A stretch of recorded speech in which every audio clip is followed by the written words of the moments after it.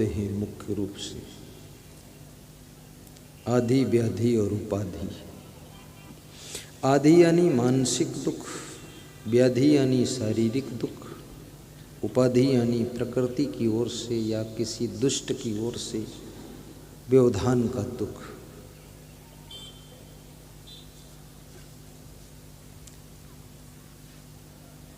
आदि, व्याधि और उपाधि।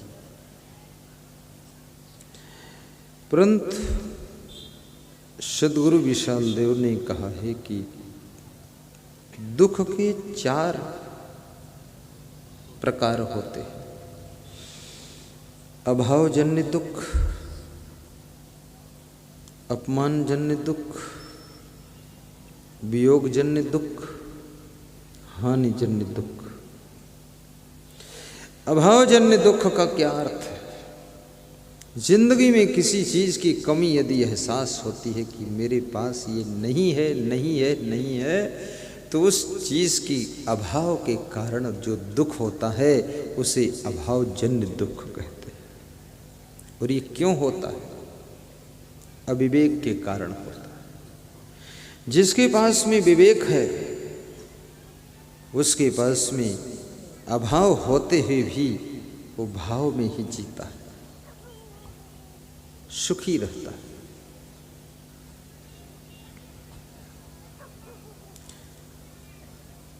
दूसरा दुख है अपमानजन्य दुख। कहीं आपका अपमान हो गया, वो भी दुख बहुत बड़ा होता है। लेकिन अपमान का दुख क्यों होता है? जिसके पास में जितना अधिक अभिमान होता है उतना ही अधिक अपमान का दुख लगता है। जो अभिमान को मार सकता है वो अपमान के दुख को भी सह सकता है और अपमान के कांटों के बीच में गुलाब बनकर मुस्करा सकता है। अभिमान को मारिए। और ये अभिमान कैसे मरेगा? जितने अधिक आपके पास में विनम्रता होगी, विनम्रता रहेगी तो अभिमान नहीं रहेगा, और अभिमान रहेगा तो विनम्रता नहीं रहेगी। दोनों एक साथ नहीं रह सकते। सूरज उदय होगा तो अंधकार नहीं रहेगा, अंधकार रहेगा तो फिर सूरज छिप जाएगा। अपमानजन्य दुख। श्री कृष्ण कहते हैं मानाप मानियो तुल्य तुल्य मित्रारिपक्षयो सर्वारंभ परित्यागी यो मद्भक्त समे प्रिय गुणातीत सह उच्यते। जो मान और अपमान और सम्मान तीनों में सम रहता है।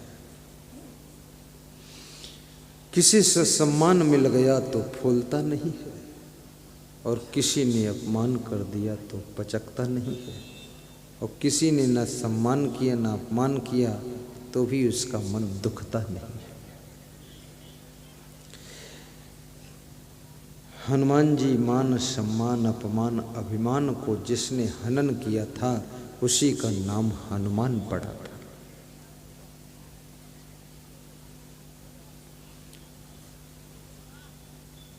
अभिमान बहुत दुख देता है। एक राजकुमार जंगल की सैर करने गया। प्यास लगी, कुएं के पास गया, बाल्टी उठाई, रस्सी बांधा, पानी भरने चला तो उसे याद आ गई कि मैं राजकुमार हूँ, राजा का बेटा हूँ, रायजादा हूँ, मैं पानी कैसे भर सकता हूँ। राजकुमार एक किनारे बैठ गया। प्यासा है पर बैठा है, क्योंकि अभिमान है राजकुमार होने का।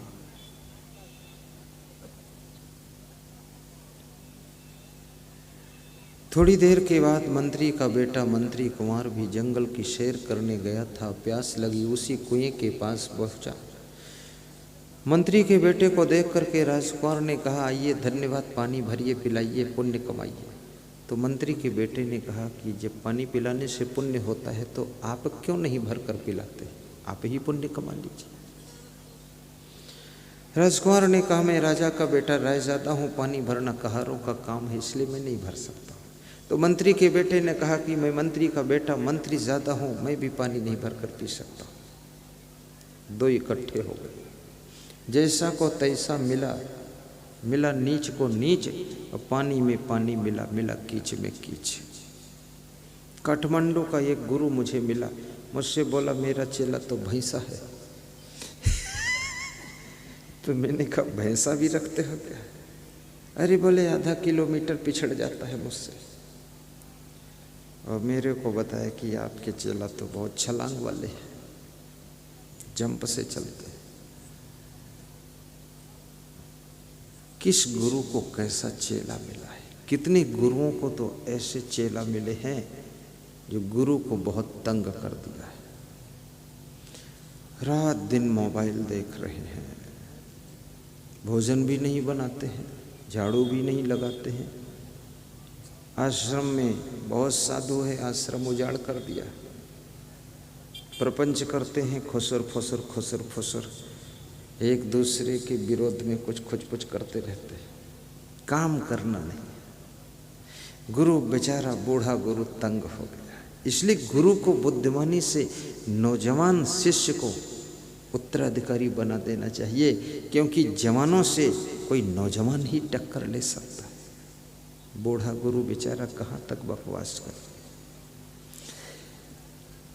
और कितने गुरुओं को ऐसे शिष्य मिल गए कि देवता हैं, महान हैं, गुरु के इशारे के अनुसार कार्य करते हैं।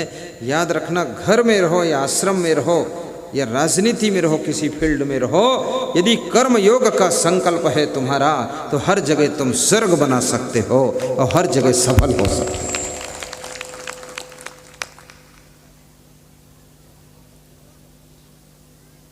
कर्म योगी बन जाइए, आलस्य मत कीजिए, अभिमान मत रखिए। थोड़ी देर में एक तीसरा व्यक्ति आता है, वो भी प्यासा है।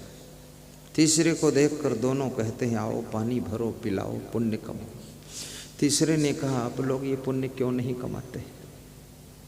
भूखे को भोजन, प्यासे को पानी, बाबा अमरनाथ बर्फानी। भूखे को भोजन, नंगे को चीर, ऐसा कहते संत कबीर। जो तू आया जगत में तो ऐसा कर ले, कर साहिब की बंदगी, भूखे को कछ दे। और भूख भी केवल भोजन की भूख ही भूख नहीं है, बहुत प्रकार की भूख होती है। किसी के मन में तो दर्शन की भूख है, और किसी के मन में सेवा की भूख है, किसी के मन में गुरुदेव के आशीर्वाद की भूख है, किसी के मन में तो गुरुदेव के सानिध्य में बैठने की भूख है, और किसी के मन में दान करने की भूख है कि मैं भी दान करूंगा, और किसी के मन में, याद रखना, दूसरों की सेवा अच्छी हो, यही भूख है कि सभी भोजन कर लें, बस हम तृप्त हो गए, ये भूख भी रहती है। कोई ज्ञान का भूखा है, कोई भक्ति का भूखा है, कोई प्रेम का भूखा है, कोई शांति का भूखा है, कोई सुख का भूखा है। तरह तरह की भूख लेकर के यहाँ पर लोग आए हुए हैं।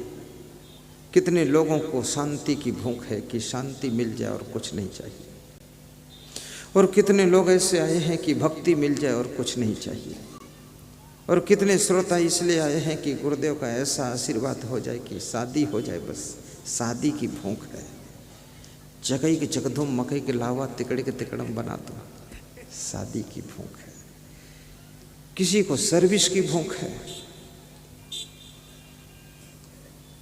तरह तरह की भूख है। सारा संसार भूखा है।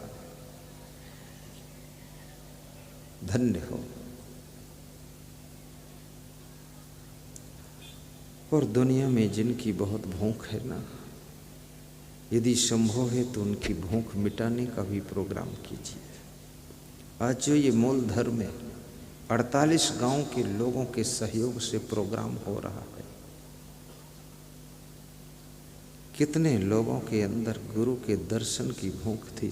एक साथ सैकड़ों संतों का दर्शन करने के भूखे थे लोग।